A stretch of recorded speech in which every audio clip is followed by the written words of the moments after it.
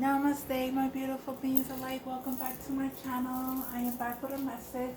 I did pull out 3 cards from the Earth Magic cards, Oracle cards. So I got Desert,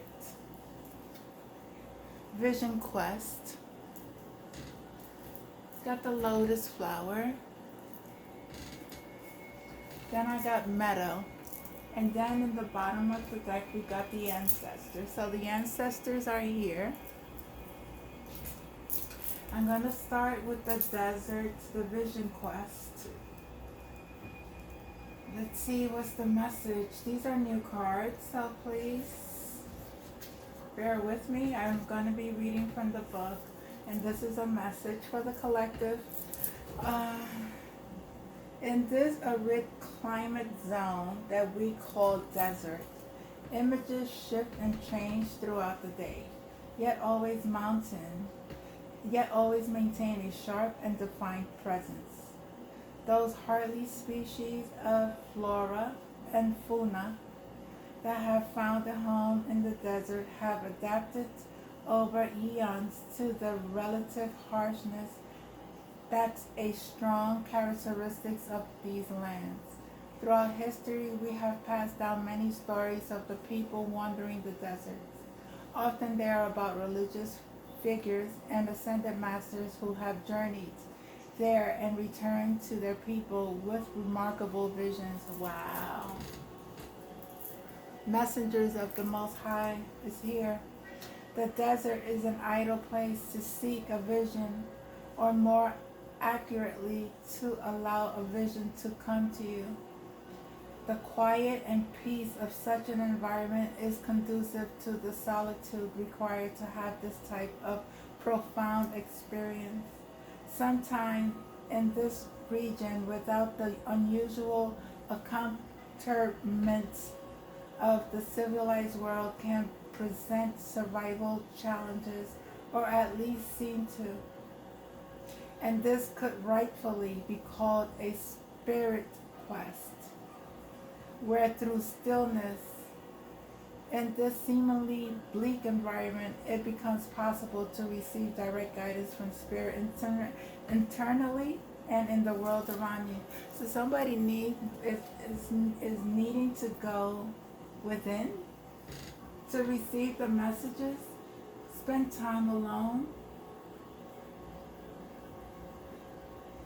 Connect with spirit. A vision quest is a process whereby you spend a few days in the wilderness alone. Also, you are being called to go out into the wilderness. Typically, you carry only water and some sacred items with you. Wow, this reminds me of the Native American, I don't know. And you spend most of the time praying and meditating. Oh, this sounds so exciting. Oh my God, I wish I could do this. It sounds so exciting.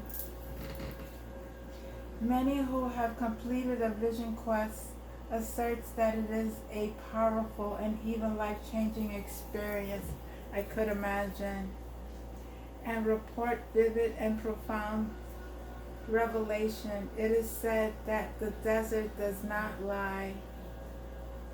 Arizona could be significant. Dubai, somewhere where, or even Israel.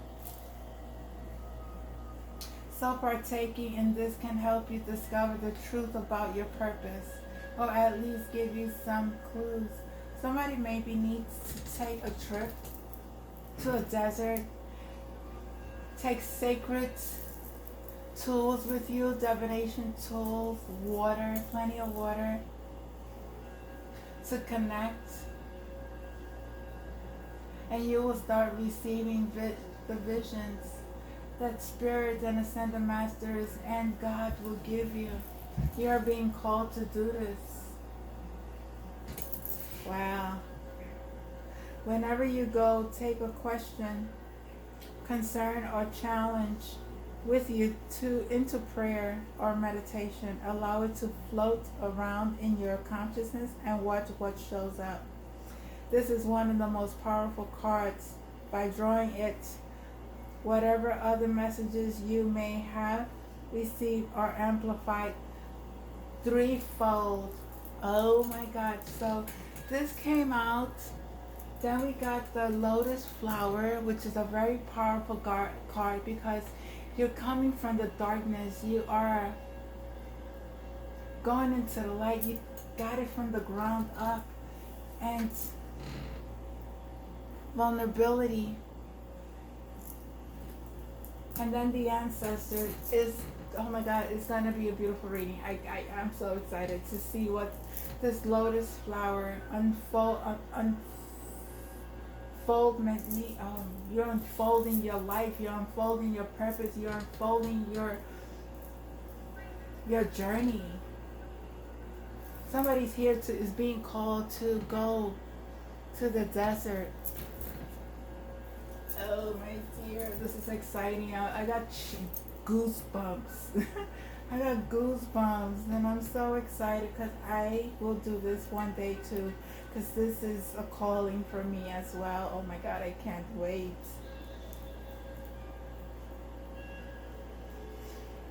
Because to you.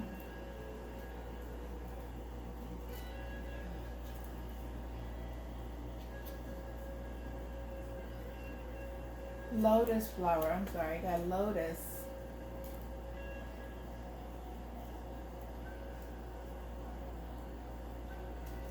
The lotus flower, it sits on one of the leaves having risen to the surface as the sun, held in the hand of God, invites us upward to the light. This unique plant is rooted in the mud and muck of the bottom of the body of water, its stem reaching up to the surface where the leaves rest quietly.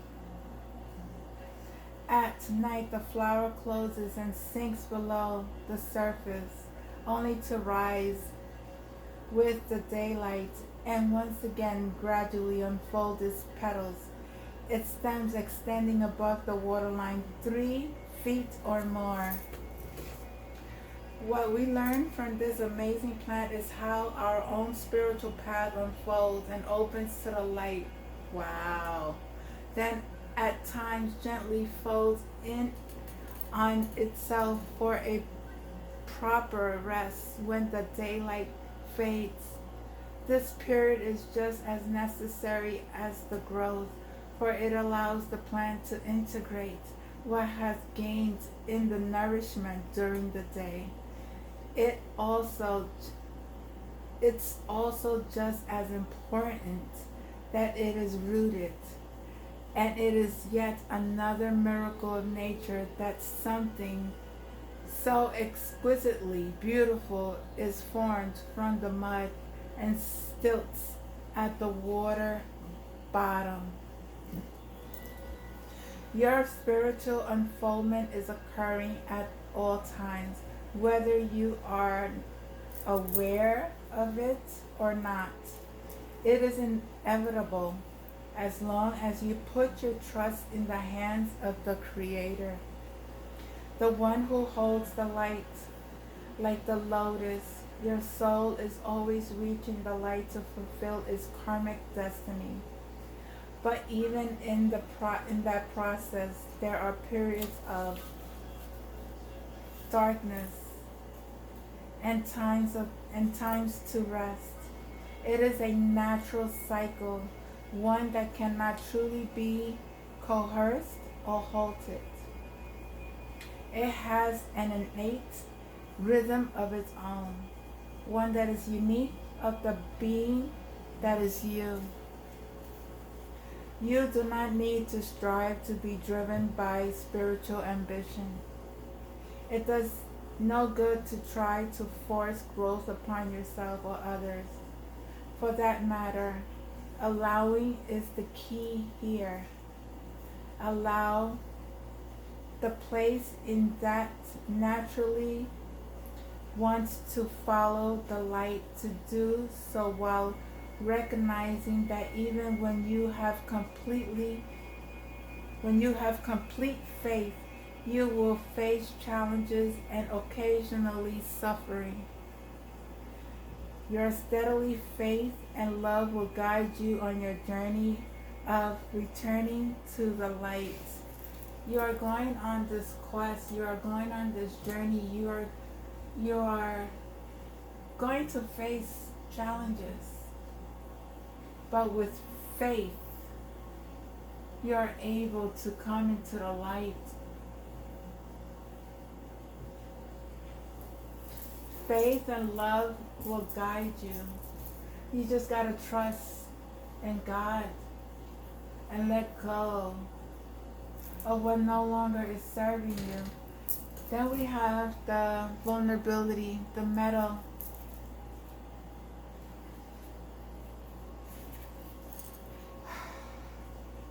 The metal in this card invites us with the beauty and openness. The flowers have arranged themselves in a poetic design orchestrated, I can't say these words, why? By nature. And the lush rolling fields urge us to relax and stay for a while. Yet the idea of being in such an open space is terrifying. And in an expansive meadow like this, we may feel exposed and defenseless, lacking the perceived safety of an enclosed area. For others, walking through a meadow can be exquisitely satisfying experience. Can be an exquisitely satisfying experience. We can feel comfortable in the openness and visible, enjoying the 360 degrees with nothing but the sky above. It's so beautiful to be alone in nature and around beautiful beautiful flowers, mountains, skies, clouds, sun, alone. But with a twist. 360 degree view with nothing but the sky above. Yes, we may still feel vulnerable, but with a twist. This is a vulnerability built on the foundation of trust rather than fear. The capacity to trust your own instincts to tell us if there are many potential threats we must respond to. By relying on the instinctual knowing, we can relax and enjoy the beauty that surrounds us. You are in a place now where you can take risk with your feelings, and even more important, take risk with your truth of who you are, the truth you know in your heart and soul. You no longer need to be subjected to your conditioned fears of letting others know who you really are. Yes, others may judge, evaluate, criticize, and perhaps even put you down. These are very real possibilities. Yet by trusting that you have the strength to deal with these reactions rather than responding adaptively and always playing it safe, you can more confidently allow yourself to be vulnerable. Always hold back from expressing your truth. Always holding back from expressing your truth can create an illusion of safety. Be armed with your trust and your faith. You can choose to be vulnerable and share your authentic self with the world. Wow. So you're on a journey and you are going to be confident and in your power, and you're coming out from the mud and into the sun and the darkness, and your ancestors are here. Your ancestors are here. They're going to help you, guide you through this process. Ancestors are those from whom we were descendants, with a lineage that starts with our parents, our grandparents, stretches back hundreds and thousands of years. We carry our ancestral bloodline and are connected to them through genetically and spiritually in our underlying continuity, of which we may only barely be aware. Although environments and circumstances contribute to shaping us, particularly when we're young, an innate thread of kinship exists that has the course of history for thousands of years and is contained in our bodies and in our beings. And it just so happens DNA is right under ancestors. Wow. Since we were biologically and soulfully connected to these spirit beings, we can readily call upon them for guidance, assistance in matters of concerning our family, community, and ourselves. In this card's image, the hand symbolizes the constant connection with the past. I'm sorry for the glare, but you can see the hands? Since we are biologically and soulfully connected to these spirits. Okay, I'm sorry, I read that. The Australians Aborigines consider their ancestors the core of their spirituality and culture. And the rainbow serpents, the spirit being that created all of life on earth, intertwines herself through the hands, fingers representing how the Aborigines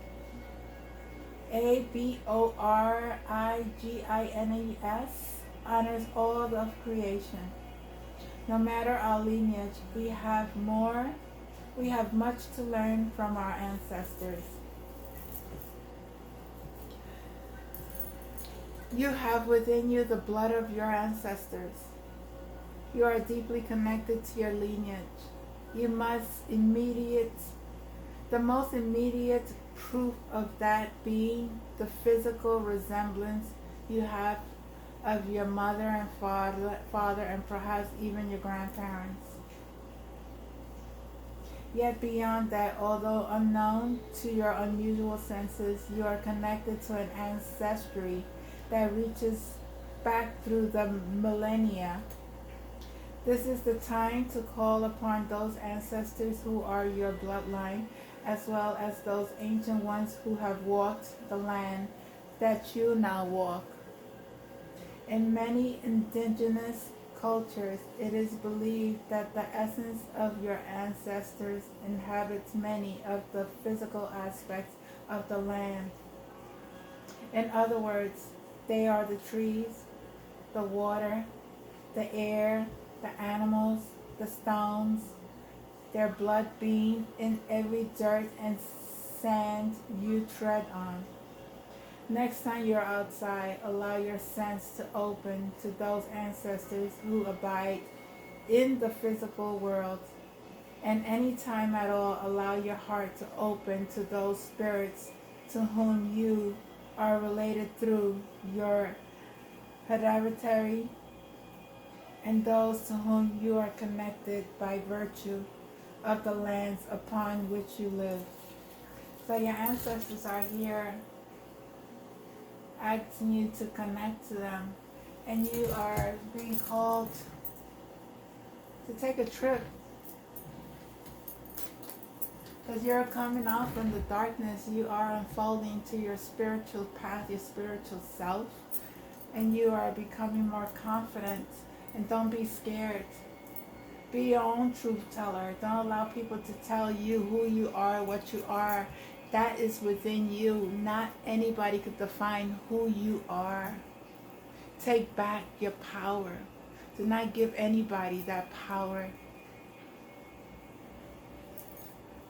Your ancestors have been here for generations, millennials, and millions of thousands of years. And you are going to connect with them. You are having a DNA activation at this time.